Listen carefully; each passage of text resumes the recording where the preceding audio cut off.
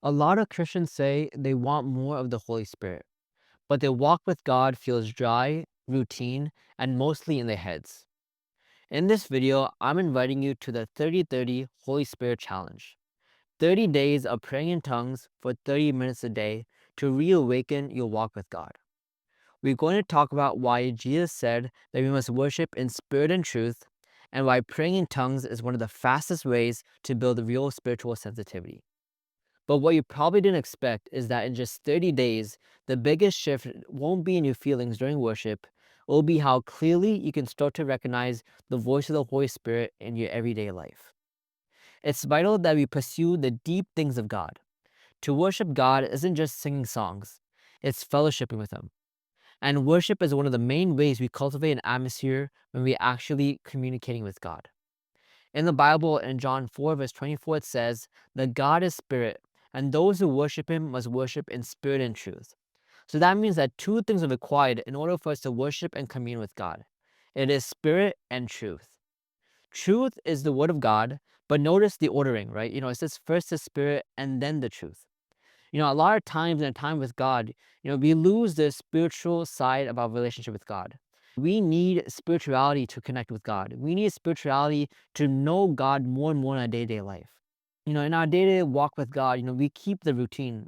We read the verse of the day, we go to church on Sundays, we sing 3 fast songs and 3 slow songs. That's what we think praise and worship is. But we lose our walk with, not just our walk with God, we lose the deepness, the spirituality in our walk with God, right? And an example of this in the Bible is the Pharisees. I like to say the Pharisees were the best Christians out there during the time. And I say that because they were the most dedicated people to God. They fasted regularly. They were constantly in prayer. They were always in the temple reading scripture out loud, talking about the Bible. The Bible says that they were the strictest denominations of Judaism at that time. So if you were to think about who the best followers of God, the Pharisees were the best. And I even read a part that says that many of them, by the time they were young teenagers, they were expected to memorize the entire Torah. So they knew the word of God more than anyone, right? Think about many Christians today, right? We barely memorize a few verses, but these Pharisees, they knew the word of God inside and out. They were passionate for God, but yet they missed Jesus. In the Bible, in John 1:1, it says, "In the beginning was the Word, and the Word was with God, and the Word was God." And in verse 14, it says that the Word became flesh and dwelt among them. Jesus is the Word of God manifested in a human body. And so the Pharisees, they knew the Word of God so well, right? They memorized the Bible, they studied it every day, every week. But still, when the Word of God became flesh, they could not recognize it, right? They could not recognize Jesus, even though, like we read in John 1, right? The Word became flesh and dwelt among us. And so that should challenge us in our walk with God, right? Because that same thing could happen to us. And reflect in your own life right now, like reflect that, are you walking with God in the same way? Are you just knowing God as an intellectual way? Are you just knowing God as a head knowledge rather than spirit knowledge? A lot of us have the logos word. Logos word meaning the words in the Bible, right? The words on the pages, right? We can quote the Bible, we can study it, we can explain our youth groups, but many of us lack the Rhema word. What is the Rhema word? The Rhema word is a living spirit breath word that lands within our spirit and actually changes us. The parable of the sower talks about how the word of God is like a seed, right? And that seed enters within our hearts. But that verse is not talking about the logos words. Anyone can read words in the Bible, right? Anyone can read just words on a page and not transform them. But we need that word of God. When we are spiritual people, right? Those words enter within us and change us, right? The word has to go much deeper than just head knowledge. It has to become revelation. It has to become alive within us. And so spiritual things are discerned by spiritual people. And so how do we develop the spiritual side of us? There are principles in everything in the world, right? The physical world runs on principles. Think about gravity, photosynthesis, rotation, everything, right? If God can build this physical world with such wisdom and structure and details, right? Imagine how much more details God added into the spiritual realm, right? So many times we think that we assume that the spiritual realm is just randomness, right? But there's actually principles. God is ordered. God is a person of principles, right? And if anything, the spiritual realm is more ordered, more principle defined than the physical realm, right? And one of the biggest issues in Christianity is this, is that many people think that being a Christian automatically makes you a spiritual person. But that is not true. In the Bible, it says that, but the natural man does not receive the things of the Spirit of God, for they are foolishness to him, nor can he know, meaning that he can only grasp the spiritual things through spiritual discernment. Notice it doesn't just say a Christian can perceive spiritual things.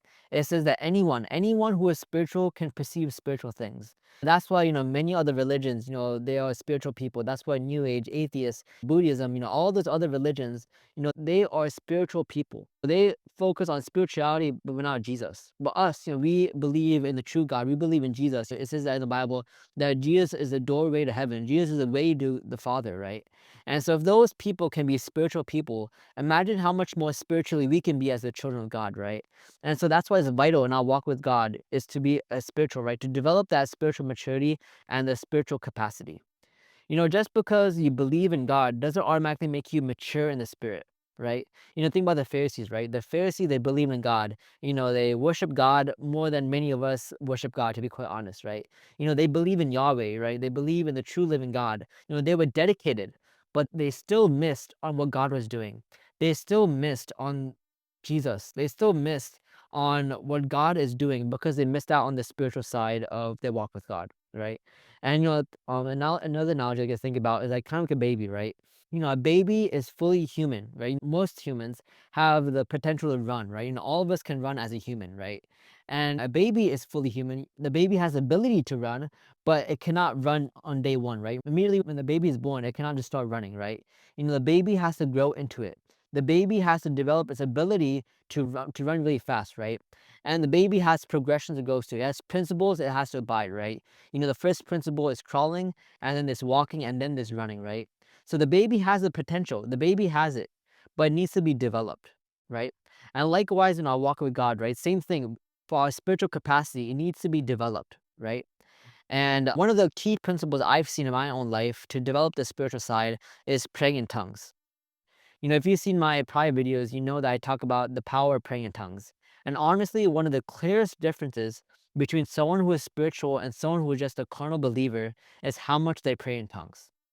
Look around or look across Christianity. There are many denominations, right? Many denominations see healing, deliverance, prophecy. They see the real supernatural things.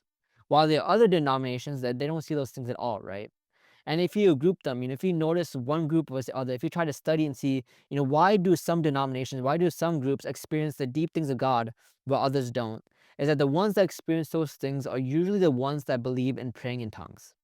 Praying in tongues is a gateway. It's a gateway that allows us to go into the supernatural things of God. And it is the door that allowed me to go into the deeper things of God. In the Bible, in 1 Corinthians 14, verse 14, it says, "For if I pray in a tongue, my spirit prays, but my understanding is unfruitful." That means when you pray in tongues, your spirit man is active, right? It says that your spirit is praying, your spirit is active, your spirit is being energized, right? And so that's why praying in tongues is so vital. In Acts, we see the disciples walking in tremendous power. We see Peter's shadow healing people. We see Paul's handkerchief healing people, right? And in the New Testament, we see, especially in Acts, how the early church is walking in so much power. But the question is, why are we not seeing the same level of power as normal as that as today? In Acts, it says that the Holy Spirit came upon them in the upper room. It says that fire rested on them. It says that the flame of fire was resting each on everyone's head. They were filled. The early church walked in tremendous power. I truly believe that walking in power is not just for the select few, right? Especially when I was earlier in my walk with God, I always feel like it's only for a select few people that get to encounter the deep things of God, right? There's only a select few who can heal the blind or to raise the dead, but that I couldn't do it, that I was not favored by God. But that's the wrong thinking. God wants his entire church to be filled with the Spirit, to be filled with his power. God wants us to carry his anointing. Paul even makes this point in the Bible. In 1 Corinthians 2, verse 4, it says, And my speech and my preaching were not with persuasive words of human wisdom, but in demonstration of the Spirit and of power. So yes, truth matters. Yes, doctrine matters. Yes, the word of God matters. But spirituality equally matters as well. Without the Spirit, Christianity becomes harder than it's meant to be. Think about like going up a hill, right? When you go up a hill, it's so much more harder than walking on normal or downhill, right? And likewise, in our walk with God, if we lack the Holy Spirit, when we lack spirituality in our walk with God, it's like going an uphill battle. And so you need to build your spirit like you build your muscles. Think about muscle building, right? If you never go to the gym, if you never lift weights, you always stay weak. But if you consistently train and go to the gym, 2 or 3 times a week, for a few months, your muscles will grow. Not overnight, but over time, your muscles will grow. And it's the same thing with your spirit, man. It's the same thing with your spiritual muscle. The more you activate your spirit through praying in tongues, through the word, through a real communion with God, your stronger your sensitivity gets, right? Your sensitivity increases, your discernment increases, and your spiritual capacity begins to grow. Praying in tongues is like training your spirit consistently. It's not a one-time thing. Sometimes we are motivated for the first week or for the first couple of days. You're motivated, yes, I'll do this, yes, I'll seek God more. But after a few days, it begins to dwindle, right? And so in our life, we need to learn to be consistent. Consistent doesn't mean that, oh, I do 3 hours of gym in one day every day, right? It means the small things, right? Being consistent with the small things. And in the Bible, it says that he who is faithful with little, God will give more of. So like that, be consistent with your walk with God. And so I want to talk about the 30-30 challenge. And so here's what I recommend. Make a dedication in mind that you won't just be a normal Christian, right? Don't just be a lukewarm Christian. Don't just do things for the routine, or don't do things just for the intellectual things, right? But be a spiritual Christian. And then do this for the next 30 days. Pray in tongues for 30 minutes a day for 30 days. So 30 minutes, 30 days, a 30-30 challenge. And I'm telling you, at the end of those 30 days, you're going to say, wow, you're going to feel a major difference in your walk with God. You're going to notice your walk with God shifting. You're going to see prayer becoming more real and more active and more connected in your walk with God. So I hope you were blessed by this. If you were, subscribe to this channel to stay up to date when I post more videos like this. Thank you guys, and God bless you.